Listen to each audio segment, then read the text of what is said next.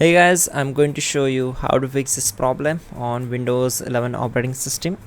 In the first step, just right click here and select run. Then here we will type reg edit, then click on OK, select as.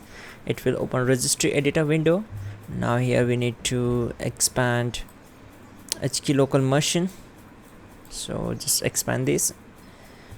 After that, click on system, just expand it, then expand control set 001, then expand services folder.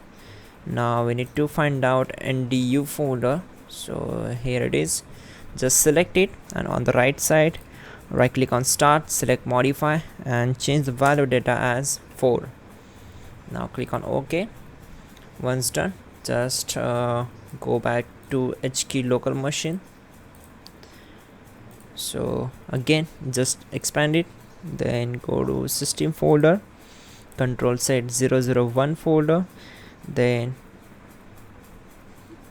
expand control folder. Now we need to find out session manager, so here it is. Just expand it, then go for memory management, expand it. You can just select it, and on the right side clear page file at shutdown, so simply right click on it, select modify, and we need to change the value data as 1. Now click on OK. Once done, we need to close this window. Now this time press Windows key plus R key together to open run, and type here temp, click on OK.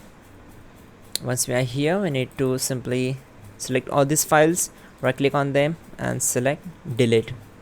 Once done, close this window, again open run. You can just right click here and select run, and now type here %temp% and click on OK. So select all these files, right click on them and select delete. So delete some files and we need to skip other files, so simply close this window, then just go to open settings. Now select apps on the right side, and on the left side we need to just scroll down and search for startup. So on this window we need to just turn off these apps, for example Microsoft Edge, Cortana, Microsoft OneDrive, Teams, terminals, updates, Windows, and Xbox app services.